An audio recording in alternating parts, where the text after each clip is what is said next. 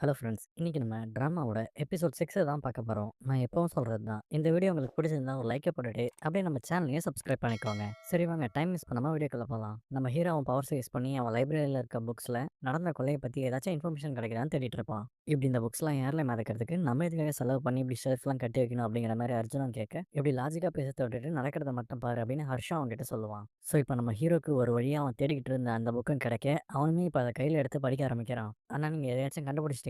நான் சந்தேகப்பட்டது சரிதான். புஷ்பாவ கொலை பண்ணது கண்டிப்பா ஒரு சூனியக்காரியா தான் இருக்கணும். இத பாரு. இப்படி ஒயிட் ஹேர் அப்புறம் பாடியில இந்த மாரி மார்க்கிங்ஸ்லாம் ஒருத்தவங்களுக்கு சூனியக்காரியால கொல்லப்படும்போது தான் வரும். அப்படின்னு இந்த சூனியக்காரிங்கலாம் நிஜமாலுமே இருக்காங்களா? அதுவும் சரிதான். எந்த கொலைகாரன் தான் கொலை பண்ணதுக்கு அப்புறம் விக்டிமோட ஹேருக்கு டை அடிச்சு விடுவான். ஆனா எனக்கு ஒரு டவுட். ஒருவேளை நீங்களும் அந்த சூனியக்காரியும் நேருக்கு நேர் ஃபேஸ் பண்ணீங்கன்னா, அந்த ஃபைட்ல யார வின் பண்ணுவீங்க? அப்படின்னு அர்ஜுனன் கேட்க, இது எந்த மாரியான கொஸ்டின்? அஃப்கோர்ஸ் நம்மளோட அண்ணன் தான் அதுல வின் பண்ணுவாரு. அவரோட பவர்ஸ் என்னன்னு நீயே பார்த்திருக்கல்ல அப்படின்னு ஹர்ஷா அவன்கிட்ட சொல்ல, அப்ப அங்க வர வீணா அந்த பிரேஸ்லெட்ட எடுத்து நம்ம ஹீரோட கையில போட்டு விட, அந்த இடத்துல மறந்துகிட்டு இருந்த எல்லா புக்ஸும் அப்படியே கீழ விழுது. நான் எத்தன தடவ உன்கிட்ட சொல்றது இந்த பிரேஸ்லெட்ட நீ கழட்டக்கூடாதுன்னு. உன்னால புக்ஸ கூட கையில எடுத்து படிக்க முடியாதா என்ன? அப்புறம் நீங்க 2 பேரும் இவன ஸ்டாப் பண்ணாம என்ன பண்ணிட்டு இருக்கீங்க? நம்ம குடும்பத்துக்கு எவ்வளவு பெரிய ஆபத்து இருக்கு. ஆனா நீ இப்ப நம்ம ஹீரோவும், அம்மா நீங்க எந்த ஆபத்த பத்தி பேசிட்டு இருக்கீங்க அப்படின்னு அவங்க கிட்ட கேட்க, புஷ்பா எதனால இறந்தாலும் நான் அத பத்தி தான் பேசுறேன். எனக்கு அது என்னன்னு சரியா சொல்ல தெரியல. ஆனா நான் ஒண்ணு மட்டும் சொல்றேன். நீ எப்பவும் இது எல்லாத்துலயும் இருந்து விலகியே இருக்கணும் புரியுதா? நீ உன்னோட பவர்ஸ எப்பவும் ஹைட் பண்ணி தான் வைக்கணும். ஒருவேளை யாருக்காச்சும் உன்னோட இந்த பவர்ஸ பத்தி தெரிய வந்துச்சுன்னா என்ன ஆகும் அப்படின்னு அவங்க சொல்ல, நம்ம ஹீரோ ஒரு நிமிஷம் ஹீரோயின பத்தி நினைச்சு பார்த்துட்டு அவனோட அம்மா கிட்ட,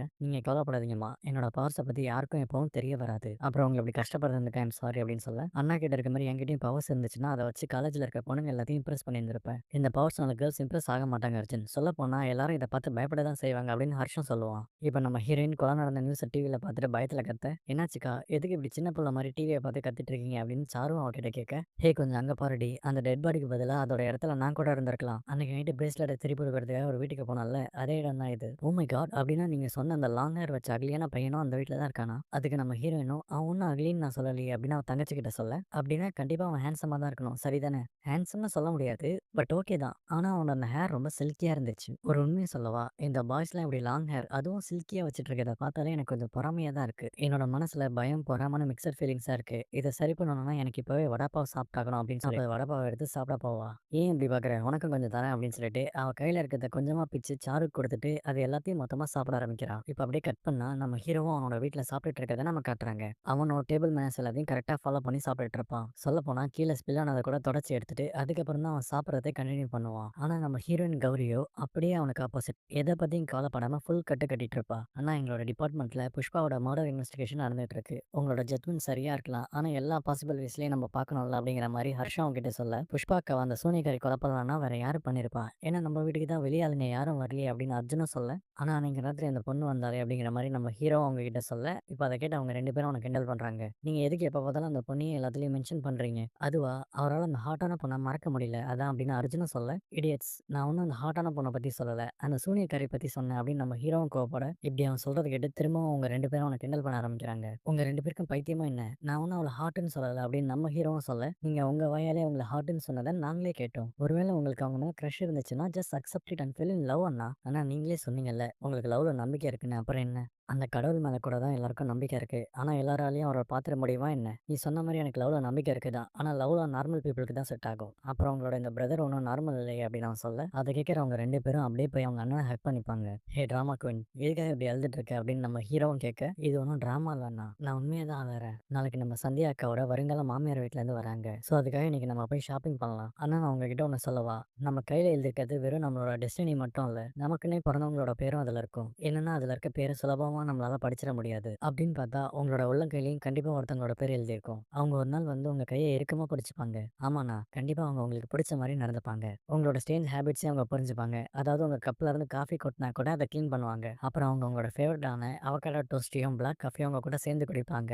இன்னும் ஒரு ஹெல்த்தியான ரிலேஷன்ஷிப் அப்படின்னு அவன் சொல்லிட்டு இருக்க, இந்த அவகாடோ டோஸ்ட் எல்லாம் சாப்பிடுறவங்க பார்த்தாலே ஓங்கி பலார்னு ஒண்ணு வைக்கணும் போல இருக்கு. எப்படிதான் அந்த பணக்காரங்க இது எல்லாத்தையும் சாப்பிடுறாங்களோ தெரியல. நமக்கு எப்பவும் சமோசா தான். சரி இந்தா முதல்ல இத ஃபில் பண்ணு அப்படின்னு சொல்லி நம்ம ஹீரோயின் சாருக்கா எக்ஸ்ட்ராவா வாங்குன அந்த அட்மிஷன் ஃபார்ம் அவகிட்ட கொடுக்க, அவளுமே இப்ப அத பார்த்து ரொம்ப சந்தோஷப்படுவா. என்னோட லைஃப் தான் காலேஜுக்கு போறவங்கள ட்ராப் பண்ணியே போயிடுச்சு. ஆனா நீயாச்சும் காலேஜுக்கு போய் நல்லா படிக்கணும் அப்படிங்கிற மாரி நம்ம ஹீரோயினும் சொல்லிட்டு இருக்க. ஆனா அக்கா நான் டான்ஸ் ஆடுறதுக்குன்னு அம்மா அட்வான்ஸா பணம் வாங்கிட்டாங்களே! இப்ப என்ன பண்றது? உன்னோட இந்த அக்கா இருக்கவளுக்கு நீ எதுக்கும் கவலைப்படக்கூடாது. நான் எல்லாத்தையும் பார்த்துக்கிறேன் அப்படின்னு அவ சொல்லிட்டு இருக்க. அவளோட ஃபோனுக்கு ஒரு நோட்டிஃபிகேஷன் வருது. எனக்கு ட்ரிப் வந்துருச்சு. நீ இந்த ஃபார்ம ஃபில் பண்ணி வை. நான் ஈவினிங் வந்து வாங்கிக்கிறேன்னு சொல்லிட்டு கிளம்புறா. புஷ்பாவோட மரணத்துக்கு அப்புறம் நீங்களும் இத ஒத்துக்கிட்டு தான் ஆகணும் அத்த. அவ என்னோட விஹான என்கிட்ட இருந்து பிரிக்க திரும்பவும் வரப்போறா. ஆனா அது எப்படி முடியும் வீணா? அவள ஒண்ணும் சங்கிலியால கட்டி வைக்கல. சக்தி வாய்ந்த மந்திரத்தால கட்டி வச்சிருக்காங்க. அதுவும் இங்கருந்து அவ ரொம்ப தூரத்துல இருக்கா. ஒருவேளை அந்த கிரகணத்தினால கூட அவ அதுலருந்து ரிலீஸ் ஆயிருந்திருக்கலாம். பண்டிதர் விஹானுக்கு 25 வயசு ஆகுறதுக்குள்ள அவனுக்கு கல்யாணம் பண்ணி ஆகணும்னு சொல்லியிருக்காரு. அப்படி பண்ணாதான் நம்மளோட இந்த வீட்ட அந்த சூனியக்காரர்கிட்ட இருந்து காப்பாத்திக்க முடியும். சரிதான். நாளைக்கு என்னோட பொண்ணு சந்தியாவோட சம்மந்தி வீட்ல இருந்து வராங்க. ஆனா நீங்க என்னடான்னா விஹானோட கல்யாணத்த நினைச்சு வருத்தப்படுறீங்க. புஷ்பா இறந்தது எனக்கு வருத்தமா தான் இருக்கு. ஆனா மம்மிஜி இந்த புஷ்பாவ கொன்னோம் கொஞ்சம் வெயிட் பண்ணி இருந்திருக்கலாம். ஏன்னா இதனால என்னோட பொண்ணு சந்தியாக்கு ஏதாச்சும் ப்ராப்ளம் வந்துருமோன்னு எனக்கு பயமா இருக்கு. உன்னால எப்படி இப்படிலாம் பேச முடியுது ராஷ்மி? இங்க ஒரு உயிர் போயிருக்கு. சந்தியாவோட கல்யாணத்த நினைச்சு நீ கவலைப்படாத ராஷ்மி. இங்க நடந்தத பத்தி யாரும் இனி பேச மாட்டாங்க. சந்தியா எனக்கும் பொண்ணுதான். நான் ஒன்னும் அதை இல்லைன்னு சொல்லலையே அக்கா. எந்த ரகசியத்த நீங்க யாருக்கும் தெரியாம மறைக்கணும்னு நினைக்கிறீங்களோ அது இந்த ஃபேமிலியோட மொத்த சந்தோஷத்தையும் ஒரு நாள் அழிச்சிரும். அப்படிலாம் ஒன்றும் நடக்காதுமா அப்படின்னு பாட்டியும் சொல்ல அதை எப்படி நீங்க இல்லைன்னு சொல்ல முடியும் மம்மிஜி? அந்த ராஜோட பையன் நம்ம வீட்டுல இருக்க வரைக்கும் இன்னைக்கு இல்லைனாலும் என்னைக்காச்சும் நம்ம குடும்பத்துக்கு கண்டிப்பா ஆபத்து வரத்தான் போகுதுன்னு சொல்லிட்டு கிளம்புறாங்க. இப்ப நம்ம ஹீரோவும் அவன் பிரதர்ஸும் ஷாப்பிங் பண்றதுக்காக ஒரு மாலுக்கு போயிட்டு இருப்பாங்க. ஆமாண்ணா நீங்க ஏன் பெரியம்மா கிட்ட இந்த பொண்ணு உங்க பவர்ஸ பார்த்த விஷயத்த சொல்லல அப்படின்னு ஹர்ஷம் கேட்க, ஏன்னா அவளோட மெமரிஸ் எல்லாத்தையும் நான் எரேஸ் பண்ணிட்டேன். அப்புறம் இனி நானும் நீங்களும் அவளை பார்க்க போறதில்ல. ஸோ அவளை பத்தி இப்படி பேசுறதெல்லாம் ஜஸ்ட் வேஸ்ட் ஆஃப் டைம். அந்த கதை முடிஞ்சிருச்சு அப்படின்னு அவன் சொல்ல, அவனுக்கு முன்னாடி நம்ம ஹீரோயின் அவளோட டாக்ஸில வந்து நிப்பா. ஸோ அதை பார்க்குற நம்ம ஹர்ஷம் அவனோட அண்ணா கிட்ட இப்பதான் கதையே ஆரம்பிக்குது அப்படின்னு சொல்ல, ஸோ இப்போ நம்ம ஹீரோவும் அவளை பின்னாடி போக சொல்லி ஆக்ஷன் பண்ண, அவளுமே அதுக்கு முடியாதுங்கிற மாதிரி சொல்லுவா. நான் தான் முதல்ல இந்த இடத்த பார்த்தேன். ஸோ நீ தான் பின்னாடி போகணும் அப்படின்னு நம்ம ஹீரோவ கிட்ட சொல்ல, உங்கள மாதிரி பாய்ஸ் கிட்ட இதான் பிரச்சனை. முதல்ல நீங்க பார்த்தீங்கன்னா அது உங்களுக்கு சொந்தம்னு ஏதாச்சும் சட்டம் இருக்கா என்ன? ஒருவேளை உங்களுக்கு இந்த இடம் தான் வேணும்னா இப்போ போயிட்டு நைட் வாங்க. அப்போ ஃப்ரீயா இருக்கும். கம்ஃபர்டபுளா பார்க் பண்ணிக்கோங்க அப்படின்னு நான் சொல்ல, இப்போ அவங்க 2 பேரும் காரை விட்டு இறங்கி வந்து யார் பார்க் பண்றதுன்னு சண்டை போட்டுட்டு இருப்பாங்க. நீங்க என்ன திங்க் பண்றீங்கன்னு எனக்கு தெரியும். எப்படி ஒரு பொண்ணால இந்த மாதிரி ஒரு ட்ரிக்கியான இடத்துல பார்க் பண்ண முடியும்னு நினைக்கிறீங்க?